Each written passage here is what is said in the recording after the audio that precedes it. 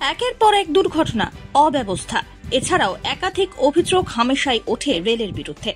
তবে এবারের কাণ্ডে রীতিমতো হতবাক সকলে। দুদিক থেকে দুটি লাইনে ছুটে আসছে ট্রেন, এদিকে তখনও রেল লাইন পারাপার করছেন সাধারণ মানুষ, যানবাহন, সাইকেল, বাইক, রিক্সা। ট্রেন আসার খবর তখনও তারা বুঝেই উঠতে পারেননি, কারণ তখনও রেলগেট নামাতেই পারেননি রেলকর্মী। তবে আসলে কারণটা কি? রেলগেট নামানোর দায়িত্ব যার, তার তখন নেশায় রীতিমতো টলমল অবস্থা। গেটম্যানকে তুলে ধরে রেলগেটের কাছে এগিয়ে দিলেন খোদ পথচারী স্থানীয়রা, কিন্তু রেলগেট নামাতে গিয়ে নিজেই পড়ে গেলেন সেই গেটম্যান।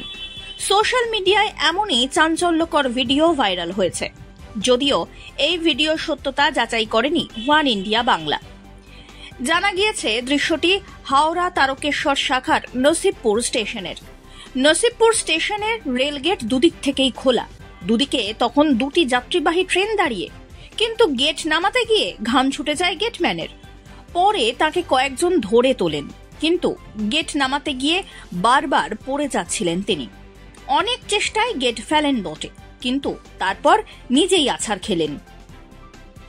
সেই কাজ করে ফিরে যাওয়ার সময় আবার পড়ে যান রেলকর্মী। এই ভিডিওটি সোশ্যাল মিডিয়ায় ভাইরাল হয়ে যাওয়ার পরে তারপর নড়ে চড়ে বসে রেল। স্থানীয়দের অভিযোগ, ওই গেটম্যান প্রায়শই নেশাগ্রস্ত অবস্থায় থাকেন। তবে এই ঘটনার পর নাকি সাসপেন্ড করা হয়েছে অভিযুক্ত রেলকর্মীকে। কিন্তু এই ঘটনা স্বাভাবিকভাবেই রেলের পরিষেবা এবং যাত্রী তথা সাধারণ মানুষের নিরাপত্তা নিয়ে বড়সড় প্রশ্নচিহ্ন তুলে দিল আরও একবার।